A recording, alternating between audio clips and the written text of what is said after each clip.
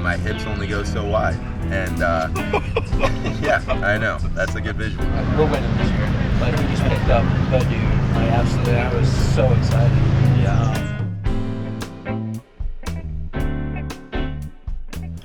Welcome to Roll the Tape, where we dive into the stories, legacy, and evolution of grass and beach volleyball in the Midwest. From past legends to future stars, game footage to deep conversations, we're here to grow the game, build community, and keep the passion alive. I'm here with Nolan Albrecht, Aaron Lang, Matt Aussem, and Chase Frishman. So we just played in the Waupaca Boatride in Oshkosh yesterday in the grass volleyball. Chase also played in the sand earlier in the week, AVP. We are hanging out. Beautiful Loch LaBelle, courtesy of Aaron Lang, and we're here to talk about Waupaca Boatride, what makes it great, and how it's going to continue to grow in the future. So I'd like to start with hearing about your first time. How did you get into boat ride playing? I think you've played in about 30 of these, so even though there's only been 22 of them, but when did you first play? Well, I first got into it when Jason Wheelock, he was and the Cedarburgs, they were our coaches at the time, and I was looking at going to Oshkosh to play volleyball, and then because you should come play this triples grass tournament, and then the first one I played was I was 15, and so I believe this last one was maybe my 22nd or 23rd, and I think I missed 1 year in there. I played in NV element, but then yeah, Jason Wheelock kind of showed me, and then kind of opened my eyes to grass volleyball. Great. That's a long time ago. Just a wee pup. Yeah. 15. I played with Jim Hall, Ryan Lang, who's a state record holder, lives 10 houses down. Yeah. Unbelievable. Yeah, and I think Mike Cotter, and just terrible. I think we set into the wind every single ball. I was starting to set, and then I think by the end of the day I was hitting, and then everything had changed. And still lost. So, hell of an experience. What about you, Matt? Because you're another Oshkosh guy. I am. So it kind of runs through the culture of UW Oshkosh, playing the grass volleyball. Yeah, I mean, it's like in the Fox Valley, it's every weekend. Like, I mean, that's just what we do. I went to Oshkosh, I graduated in 2021, so like my first boat ride was in 2020. Junior year, I started playing a little outdoor. I mean, it's just a huge culture, and it's unique because like it's not a typical format of volleyball. Like typically you're seeing indoor sixes and sand doubles. But, grass has like 3 people, which adds another element that you don't get in the sand with doubles, and kind of combines the indoor and the outdoor rules together. Yeah, I guess for those of you who don't know, Waupaca Boatride started in Waupaca and has moved a couple different times. It used to be in the Wisconsin Dells, Chula Vista, and then it grew big enough to be where it is now in Oshkosh at a place called Brighton Acres, which is like a huge farm wedding venue type place. So there's room for hundreds of grass nets. There's a family across the street that parks out every available inch of land that they have at $25 a day. Probably make a killing. They must walk away with $20,000 at the end of the weekend. There's some good cookies. And people camp out. It's a huge party. There's like, I don't know, several thousand people who are playing and spectating. So it's the world's largest grass volleyball tournament. So when Matt says it's a part of the culture, this is like almost like the World's Fair or the Olympics of grass volleyball is Waupaca Boatride. So it's come a long way. Nolan, when did you first hear about this event and start playing in it? So in high school I lived in the suburbs of Chicago, and so there was quite a few of my just club teammates, club coaches, a lot of people drive up from Chicago to go play, and I would see pictures of the game at the barn and just be like, I didn't know volleyball was played outdoor in that style, as just like an indoor volleyball player, played in college and stuff. Ended up making the trip up there after I graduated. I think the first year I went was 2018. Similar to Lang, got absolutely did not finish well. Didn't know how to format our defense. Like, we brought up really good players, but just didn't know the system of it. Didn't know how to, I don't know, just like the nutrition throughout the day. And we all got dehydrated, and there was just so many little factors. So we were playing good ball, but we weren't playing good grass volleyball or good boat ride volleyball.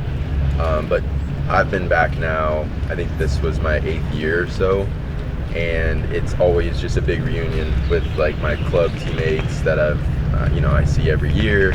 People from Chicago, guys that I've played against in the grass all over the country and beach all over the country, and it's right now it's more of like a reunion and a chance to get out and like hit a bunch of hard serves, make some fun digs, or maybe one dig, yeah, just play with some of my best friends and play some super high level ball. Yeah. So it is kind of humbling when you first come out there on the grass and play. I know personally, like, I've been playing grass since I was like 13 or 14, so I kind of like when the big D1, D2 players come out and they don't know what they're doing, and you get to just kind of kick their ass a little bit. Yeah. We can play volleyball too, so I'm sure there were some people who took pleasure in that. But, oh yeah. You've obviously since become a phenomenal grass volleyball player, so you learn quickly. Chase, this is yesterday was your first grass volleyball tournament, grass triples tournament, period.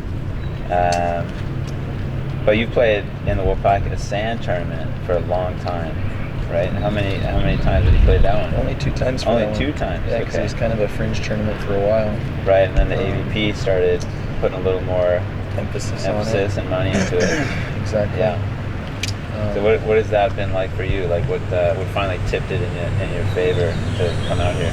Well, we don't have a ton of tournaments now anymore for AVP, so I think in the last couple of years I've been forced to, or set, not forced, to play, to expand my horizons. I was like, at first I was like kind of scared to play grass because I thought I was going to get injured. Like, I heard all these stories about that's a pretty common rolling ankles idea. Yeah, especially among beach players. But now I just got absolutely nothing to lose. I'm like 34,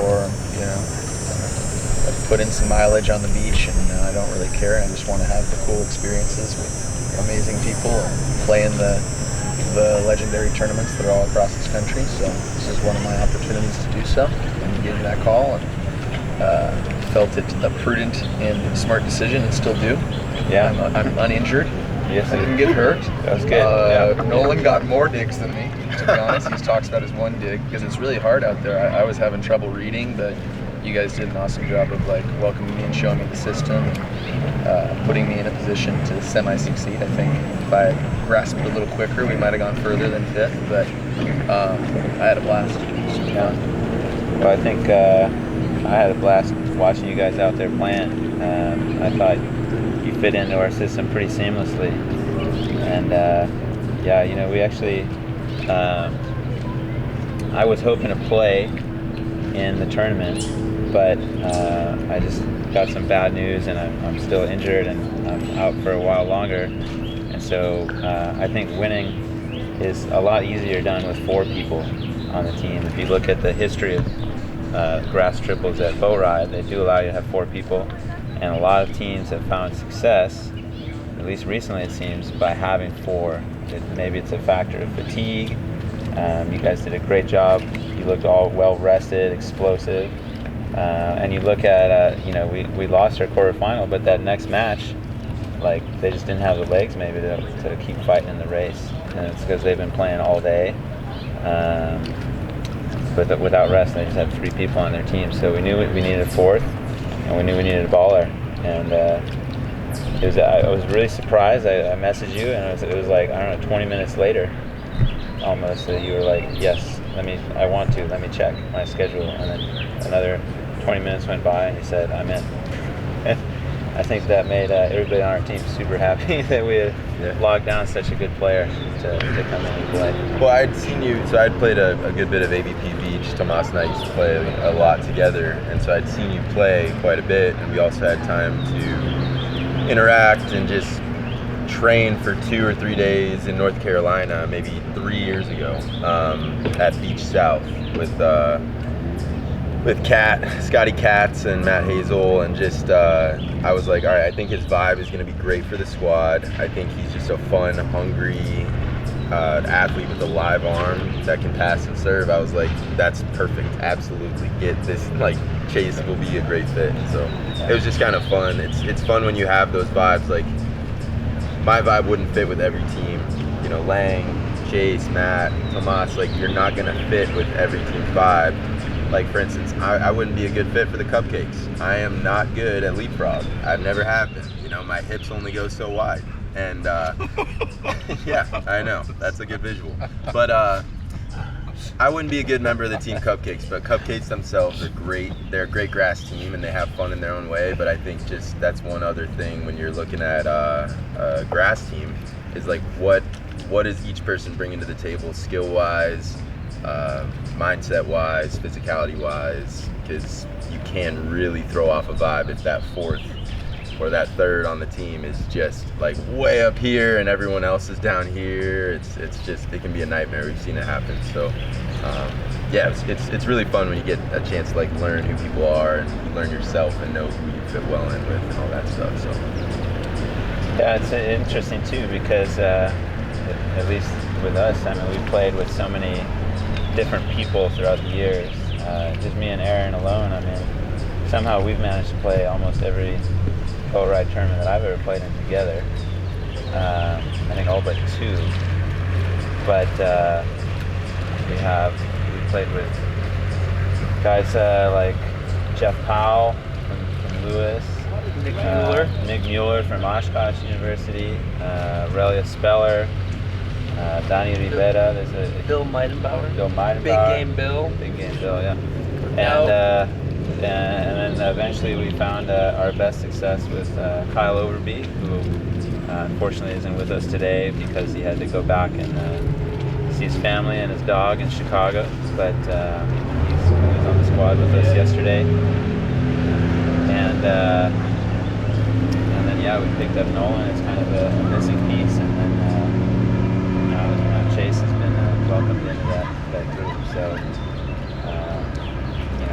I think finding the right fit, and also there's like a temptation I've always had to try to find the absolute best player and, like, go get a win. But being with people that you vibe well with and can trust and support each other is something that makes it a little more special when you find that success on the court. Matt, I know you're kind of in a weird place right now because you just moved from Milwaukee out to Denver, and so you're in that process of finding those people that you're going to vibe with correctly and find success with. How's that process going with you? Because you had your crew early on here with fellow Oshkosh players, and then it's been changing since then. So what's that been like for you? I've been playing a lot with Evan Solomon in the past. I mean, I played plenty of boat rides. I think it was like less than 4 we did. Yeah. 3 or 4. Process is good. We didn't play together this year, but I played with Eddie Mushikian and Alec Felt. Eddie I had met back in Sarasota, Florida at Pinecraft about 3 years ago. Okay, yeah. It's another one of those legendary tournaments. Yeah, big one. Big Amish community down there, or Mennonite, I'm not really sure the politically correct They term. wear long skirts and play grass sixes with tempo in jeans, and the men are in jeans and, like, button-down shirts and barefoot, and the women are in long skirts with, like, boots. Yeah, that was going to be the nudist colony volleyball. Have you heard of that? Yeah, Is that the same camp? Is it the same Like, place? it's the opposite. No, They put extra clothing extra on. clothes. Yeah, you're like, you I have don't think the girls are allowed to wear, like, there's like a full tournament-wide Yeah. rule that you can't, like, wear clothing that exposes you. Yeah, right, exactly. Yeah, you don't want to offend the locals. Right. But okay, so you're good. You met Eddie down at Pinecraft. So I met Eddie down in Pinecraft about 3 years ago. don't worry, they won't see this. God bless him. And when I moved out in like late December, I got added to like this big group chat with a bunch of like players at the island, and I saw Eddie's name in there. I was like, oh sweet, like there's someone I know like here. So I reached out to him. I was like, yo, like what's up? You know, how's it going? We started playing together. We played a tournament together. We started training a bunch. So I was like very quickly inserted into the sand scene out there. Well, it helps that you're a baller. Appreciate it, Dan. Thank you. Dogs, no dogs. Right. Here we go. Oh, thank you. Continue. Yeah, continue.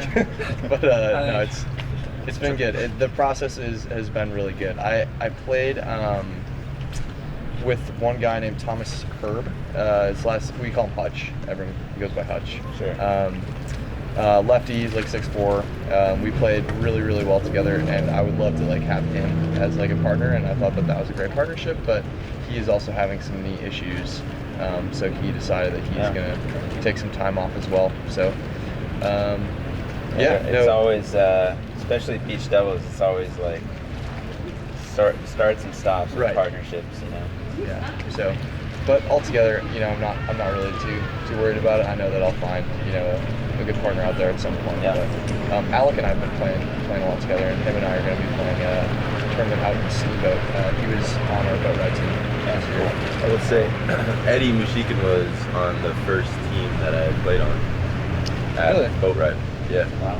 Back then, I played against him in college. He went to King. Yeah, East Coast guys. Yeah. Yeah, he's probably more machine now than man. Gotta be. Yes. His warm-up routine is something to behold, you know. Yeah. Tape everywhere. Oh, yeah. I've seen his like wax on his like tape too. Yeah. Extra grip. Yeah. We drove from Charlotte to Wisconsin, and I don't think there was silence for more than 3 minutes the whole time. Yeah.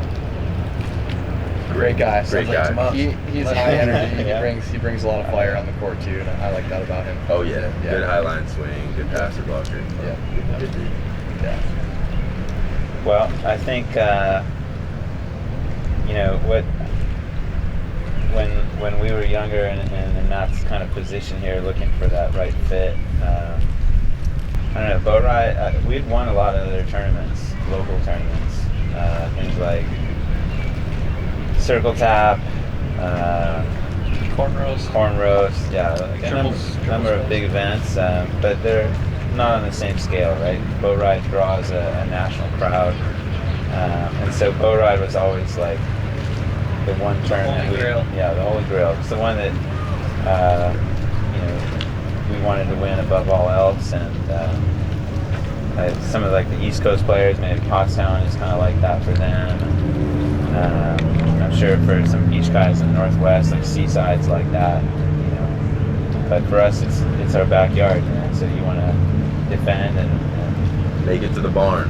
Make it to the barn, exactly. So when we were in that process, Aaron, tell me a little bit about why that tournament meant so much to you, and you know, because I remember times like the day after boat ride, you'd be calling me and talking about strategy for next year and who we're gonna lock up and what the plan's gonna be, and you're booking Airbnbs like a year in advance. So, well, it's funny because when I was young, and then you know you're graduating high school and you're going to college, and I'm like, what do you want to be? And I'm like, I don't know. I just know I'm going to Oshkosh to play volleyball. Like that's just I enjoy volleyball, and then you'd almost get through all of your school stuff. So in summers, I remember me and Bill for a couple summers would play a bunch, and just as you go, like when you start off, I think when I first started, we'd play A, and then we're like, hey, let's win before we go to double A. Let's win A, and then after that, then we won double A, and then you're like, okay, then you build that up, and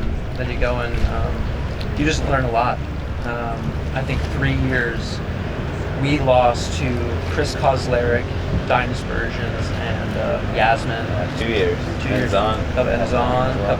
And the thing that, and we would just see what recipe they had, and they'd pass three, avoid getting ace, and they had like big serves, big arms, and so we kept losing in the quarterfinals. We had a couple times that heartbreakers, we could have made it through. And I remember too, all those years, it was funny because we were always we kept with the same crew. We played with Nick a lot, but we wanted to keep that, and we kept seeing Kyle over me on the other quarterfinal. He kept losing. They just kept getting nixed out too, and they would play like Tim Faulkner and Vallejo, just great players. And I was like, yeah, we could get Kyle, and I think we were in his ear for. I was in his ear for like, if you ever. It was 3 years we tried to get him to play us before he said yes. 3 years, and then he said if I lose again in the quarterfinal, I'll give you guys a call. And I remember we lost in the quarter again to Yasmin, and they ended up winning it like 2 years. And I was watching their quarterfinal, and they were playing Nico, Surgeon, and them. And I'm just sitting there rooting for Nico, just to bomb aces. And they went 3 in that game, and they lost. And I was just sitting there, come on. I was like, sorry, Tim. But I wanted to play with Kyle because he was just that piece. Tomas and I had such a good. We just knew how we played, and we just needed that big put-away hitter.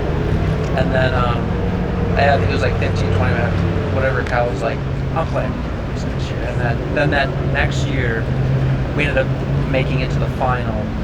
But the most memorable experience in all of that is we played the team we took Kyle poached him from. Sorry, Tim. All that. We such a good guy, and we played him in the quarterfinal match play. Stadium court. We go 3. They win game 1. They won game one. They won game 1. Okay. They picked up Mark Jones as Kyle's replacement, who was also just a phenomenal player and athlete. He was in my wedding. Great player. If he's in his wedding, you're really gonna have a good volleyball player. Yeah. You gotta be above 6'4". Yeah. Go all the way to be my wedding. And you gotta put that. I forgot the year we made it. So that was 2019. 2019. So been playing 16 boat rides, 17 or something like that, and we're in this quarterfinal, and I think it was 14-14. Yada. We finally get to +1, 15-14. And I'm like, damn it, they're gonna set Mark Jones. Right. Let's serve. I'm back to serve, and I'm whatever. I'm like, I'm just serving this guy short. I thought about telling you what to do in that moment. I was going to tell you serve him short middle, and lure him in, and then I was like, you know what? Let the man be. Lang knows what he's doing. I went back, and the first thing I thought was I'm going to lure him in a little bit short middle. I gave that little pop serve, and he comes in, and Jones goes. He just went to yeet it, and Kyle just dropped the paw, just boom, clamped him. Just a big paw, just boom, and out of body experience. I remember that was that. What is kind of what brings it is after you play for 15 some years, and you're trying to just get to the semifinal, just get paid. That was just at that point the money just doesn't even matter. You just want to make it to the semi. And then after that, then it was okay, we're in the semi, cruise sailing, and then we actually I think we rolled in 2 in that semi. And then, well, that moment was honestly kind of the moment that I feel unlocked my career. I feel before that, we had won local tournaments. I'd had some success in sand locally, but that was the biggest stage that we had so far, and the biggest success we had was that 2019 year. And this was this huge monkey on our back that we had lost in the quarterfinals so many times. Sometimes it's a round of 30, sometimes it's a match, and we lose by 2 points or something like that. And then finally, Kyle had this one of the biggest monster blocks I've ever seen in person. And if you guys. We'll post it on our story here. But Joe Jolkowski got it on photo, and it's a pretty nice photo. And that right there, just after that, I felt so free. At the tournament. I was the semifinal. We played a really good team, but it was just I had no stress after that. I was so happy that we made it past that round. But then, of course, we lost in the final, and we made it to the final again another year. That became the new hurdle, the new one. But that first breakthrough on the quarterfinals was, I remember that very well. And then we found you. You find another big Dow. I was always under the belief when you asked me, I was always under the belief that in trips grass you need a setter, because when it comes down to the semis, the finals, and you need to make a set, unless you have a setter's mentality, you've distributed late, as opposed to you put the ball away late. That's a different mindset. Different kind of pressure. Yeah. It's consistent every point. You got to touch the ball. Exactly. And then like when the difference is 2 points, you know, you make one bad set early, one bad set late, that can be the difference. Because yeah, obviously you win by 2. So when you told me about the system and it was going to be, you know, one of you 2 pass in middle, me playing on the right, Overby on the left, whoever gets the ball first, like the other guy's going to take the second ball while still having a right back option. I was like, look, I'm down to try it. I've won quite a few grass tournaments, played a ton of trips, played a ton of dubs, and like, that's not the way. It's not the traditional way. Yeah, it's not traditional way. And in boat ride, teams will run more tempo than most grass tournaments because the hands they call them more like indoor hands. You could be quick and fast, but the ball doesn't have to come out, you know, super clean like Pottstown or some of the tournaments in the South. So I was like, hey, I'll try it. I mean, I know all 3 of us can bomb jump serves, and that's low calorie points, and those are my favorite to score. And they save legs, and it's fun to rip an ace. So I was like, yeah, let's do it. And I feel like it was just pretty seamless and smooth. And it was the first time I'd ever played with Kyle or with you. But you and I had been playing a lot of doubles lately. So it was basically on the first 2 touches, we were playing doubles, and then we just had an extra hitter on the outside. And yeah, it was awesome. Well, I think for years I've been focused on training in the sand and using that as really the way to improve for grass, because you know, sand is just more difficult. You have to move in a tougher surface, and you also get to be involved in every play and execute a lot of different skills. And I don't know, I think that worked well. I think you know, like Chase, I think that's why you obviously with having a very successful and long career on the AVP and in the sand is like you're just able to come and flow in our system with no practice really, because you've been practicing your whole life. Like you're setting out of the middle or setting out of the right, like it's the same as approaching in a like if your partner in doubles passes the ball, you just step in and set, you know. So do you feel like did your sand game kind of like fit into that grass pretty well? What were some of the differences that stood out to you? Yeah, the thing I thought was the coolest about it is the beach has constantly, I was communicating this to someone, has constantly highlighted my weaknesses. So, you know, I grew up playing indoor. I'm also on the beach as well. But it's nice when you can kind of settle in for a second alongside a team in which your strengths can be highlighted. Right? Yeah. It's easier to create a system where you have a really good setter, ball control guy, a big hitter, and you can all like morph and support each other. It's a little easier. There's space to support one another. Whereas on the beach, you're there, you're vacant, you're open, there's no hiding. Right? The next ball's coming to you, right? So I think that was a cool opportunity to settle in and just be like, you know what, like, I'm a great defender, I'm a great setter, I can fill this role with you guys in this team, and also be supported by having some big sticks. It's like I've been frustrated for years, and like, I can't put this third ball away on the beach sometimes, you know, just because I'm a little smaller, you know? So to have it where I was like getting 1 out of 10 balls maybe on this team was cool, because then it's like it highlights the opportunity to like rise and grow. I'm obviously sharing a little bit of my vulnerabilities with the sport, but it was just a nice like welcome change to kind of go back towards the indoor where I was libero, where I was like able to just show my strengths in like pass ball, C-ball, pass ball, big ball, step ball, and it kind of got me into a different flow that I hadn't experienced in a while. So it's cool. Yeah, that's a good point. That is one of the strengths I hadn't really considered about playing with 3 or even with 4, is that we can design a system designed to maximize our strengths and minimize our weaknesses. I think that particular quest has been,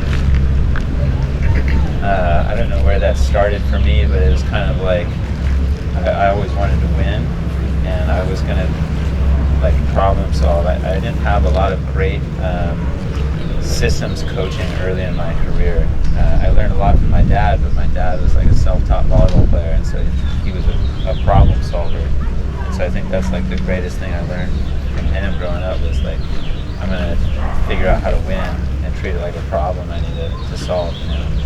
And so Aaron and I would have these discussions about, you know, because we started off with Aaron setting, me playing right side, and Nick Mueller playing outside. We passed with two. The only reason I played right is because I was an outside in college. Is I'd also played libero for a year, so I passed more often on the right side. I was like, well, I'm probably a better passer on the right than him. And that's how it started. And then now I've been lumped into playing right side my whole career, just about. But you know, whatever. Done pretty well. So we started that way, and that's how many teams have won and played Waupaca. But I think now, the past 2 years at least, and even before then, multiple years now, the winning team has been a team that passes three. So, you know, we made that adjustment early on. And then the other kind of big innovation that we brought to the table, most teams would have their setter pass right back. But then if they get served, which would be likely, now one of your hitters has to step in and either set your setter, the easy ball in front, or try to back set from whoever knows how far off the net to their big hitter. And that's just not an advantageous direction to be trying to set over your left shoulder. So by swapping and putting our setter in the middle, now it became very easy for us to make sure we got a set to our big hitter. And you know, Ian Cap and Chandler North and Matt Krause played that exact same way in our match yesterday. And a lot of teams are using that strategy now. So When you lose a couple of years in a row to Dyna's cause and Yaz doing that exact system, we're like, we can't get him out of system. And then Yaz is bombing up the center. We're like, well, we need more passers. Well, Yeah. Get back there and do something. yeah, but even that team, Cause was their setter, and he would pass on the right side. He would. It was nice to have a But Cos was a hitter. lefty banger. Like he was also. But now, Fantastic. I mean, Matt, you're a young guy here, and the teams that were playing yesterday, not all the players are super young, but the team that won was very young, you know, and you got a chance to watch some of that, right? So how do you see kind of the groundwork, that development from passing two with a traditional setter to passing three to having three big servers, three big hitters on a team? Where's the game at now, and where do you think it's going next? Well, I think like the grass triples game itself, it's very hard when you get to the higher level to pass two because there are just so many good jump servers. Absolutely. And there's just so much court. As to evolution, I think that strategy of having setter come out of the middle and passing three is definitely probably where it's going to be going. But there's also like a lot more like option balls and like very quick runs and more indoor style tempo that I see being run quite a bit. Yeah, absolutely. Yeah, I think the speed of the game will get a lot faster, and I think the attack will come more often on the second contact. Right. And I think the Worldsleys and out of system definitely had a big impact on the game when they came. The first year they came, I think it was 2020 or 2021. Yeah. And nobody could touch them because they just ran everything like so quick, so accurate, and Micah was just like disgusting. Yeah, well, even in that first year they didn't have Micah, and they went through some injuries. Oh yeah, that's right. Okay, but, Micah came in the second year. Yeah, they were able to serve super well. Yeah, their service and pressure was insane. They also had just insane ball control. Right. And you know, despite Gage being 6'2" or whatever he is, like he has a hell of an arm now. Yeah, he There's does. so much range on him. It was actually surprising in the final last night to see how much Patrick Rogers was able to block him and neutralize him as a hitter.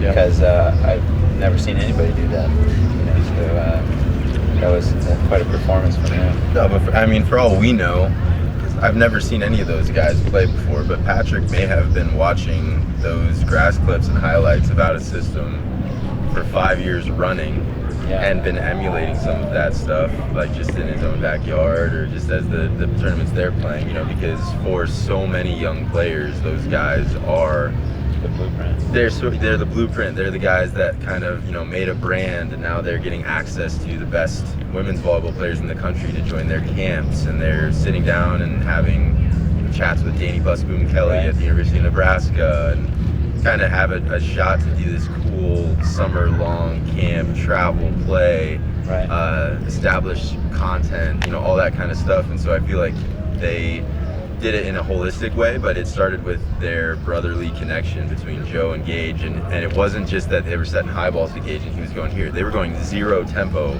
back sets. Super fast. Joe's connecting from 10 to 15 feet off the net, throwing the ball over there, and not getting aced, really. Like, it was, they passed 2 almost which was pretty phenomenal. It was crazy. Yeah. When we played them in the final, I remember I had to work, I got 1 ace. There was another ball that I thought was going to be an ace, and Joe made an incredible effort to like get a ball out of the net, like the bottom tape. And if you watch the footage, I'm actually celebrating a little bit after Micah shanks it, but somehow Joe saved that, and I think they won that point. So it's just like, the quality of skills that they bring to it was pretty phenomenal. Yeah. There were a couple balls when we played. I see the ball, I'm like, it's done. And then they're running, I'm like, we've been within 5 feet of that one. Yeah. How could they have gotten that quick? Well, do you remember that first? That's way fucking fast. The first couple years, they approached playing. They would jog to the court and jog to the tent together, all 3 of them, in that like Wahine like row type culture. It was fun to watch. As at that time I was a men's college coach, and I'd seen them playing a lot in college. They were really good, and they would jog back to their tent, and they would jog to the court, and they had this like cool system, humility, all that kind of stuff was built into it.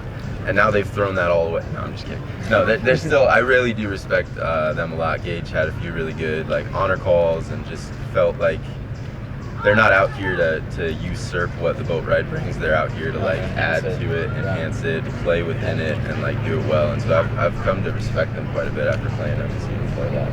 I think we owe Out of System a big thank you, because they helped us. The year we picked you up, we were supposed to play with Skylar Lillithorpe, and then we got the call, hey, Out of System, picked us up, and we're like, okay. And then we picked up you, and I said, I'm like, we're winning this year. Like, we just picked up the dude.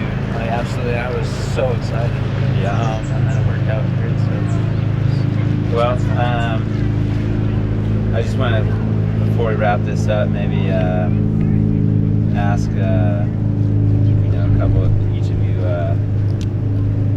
what your favorite moment has been at a boat ride, either this past boat ride yesterday or even past farther than that. Chase, I want to start with you. One to choose from. So let's see, favorite moment. Let's see, was it beating that team 30-14 in the playoffs when we went on a run? That feels good always. That was quite an epic thrashing. No, I enjoyed the feeling in the quarterfinals of us coming together, being a team, feeling the unity, and feeling like we couldn't lose. I think there was a good vibe of that. Yeah. It went all the way through the finish line. You guys showed a lot of resilience in that match. Resilience, losing the first one, and then bouncing back. Sergeant Nolan told us, like, back to the tent, like, it's just in a retreat with beat of fury, like stomping his way back, and retreat for a second. Regroup. And we sat there, we regrouped, we talked through it. We had like 6 coaches telling us what to do as a setter. I had to talk to Overby and be like, do you want that ball? Like, what do you want actually? Do you want a fastball to the pin? He's like, keep chucking me higher. And it worked. I don't think he was really soft goal the rest of the match, which was cool. And sets were higher and higher. Some of those ball noses.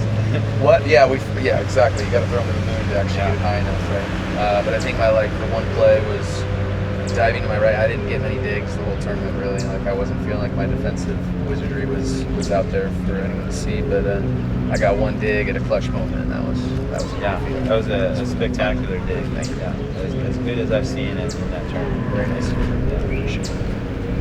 Matt, we didn't. I unfortunately didn't get a chance to watch you play too much yesterday, but yesterday or in any boat ride, what's your favorite moment?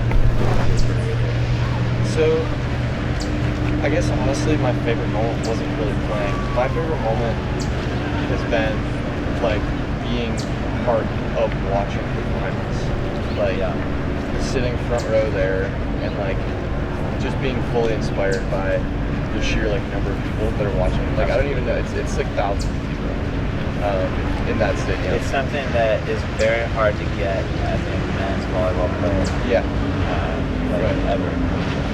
Yeah. That's honestly something that like motivates me to work hard and like be, you know, as good a baller as Play under the lights. Right. Because like I want to be there. I want to be in that match. It's hallowed ground. Hallowed ground. Yeah, it really is. It's very special.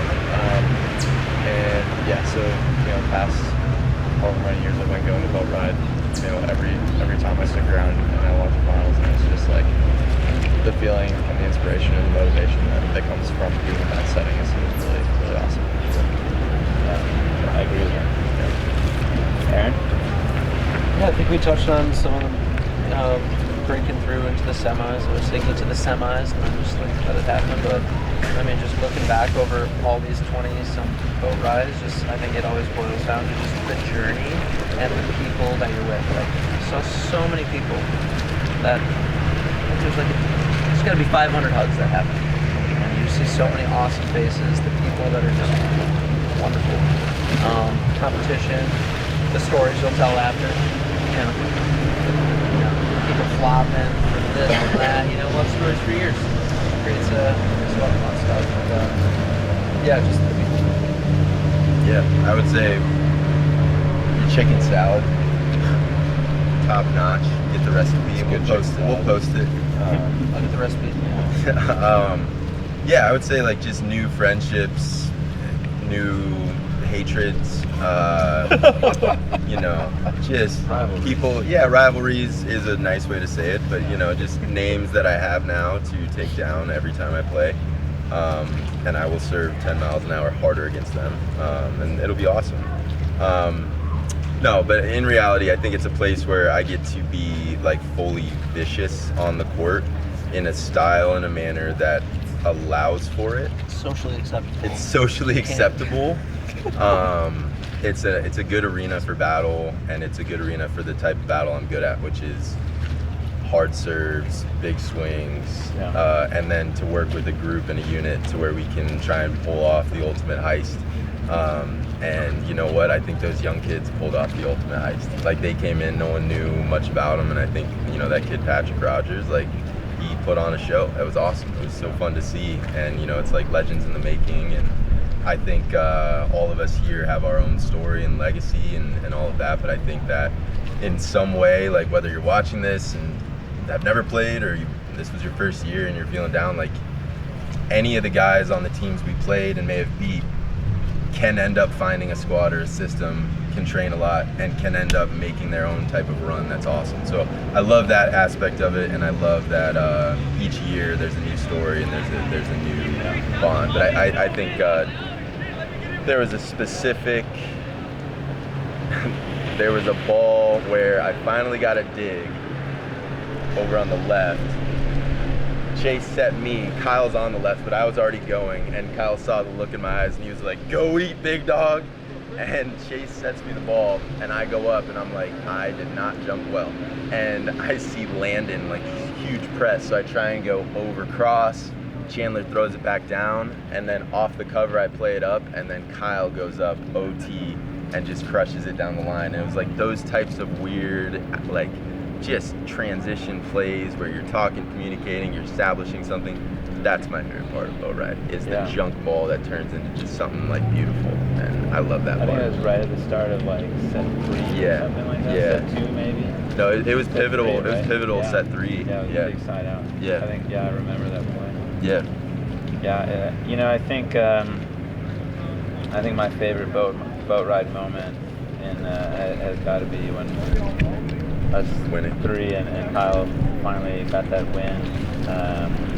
I had been training basically for 10 years, thinking of, hey, I've got match point and it's my serve, and I need to hit the best possible serve I can. And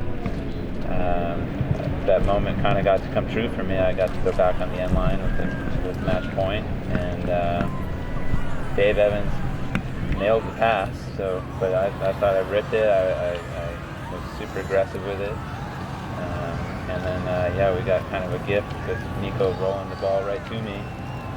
A little bit of panic from Kyle on the set, and pulling the block to lock it in. I remember you guys rushing towards me, Aaron rushing me. And you know what, the thing that really made it really special was that my wife Janae was there. She's watched me play so many of these tournaments and so many boat rides in particular. Picked me up each time I fell, and I had a really long hug with her, and that was and my parents were there, so it just felt like just a wonderful moment. I was extremely happy, and also I felt very happy to share that moment with such great friends. You know. Matt, I hope you get a chance to have a moment like that, and Chase as well. I know you've probably had some really big wins in your career, and you know, I think many more boat rides in the future, whether or not we're playing. Tom, Jason, all the guys, Wheelos, thank you so much for a great event. To the community, we hope you play some boat ride on your own. Cheers. Cheers. Prost.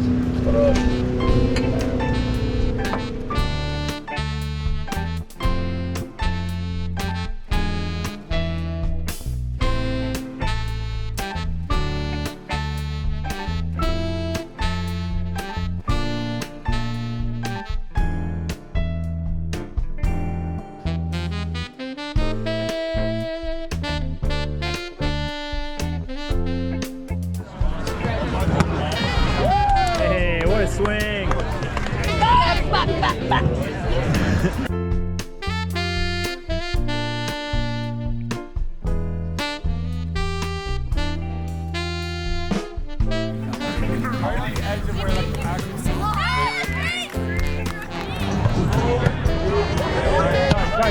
Yeah, come on. It's over!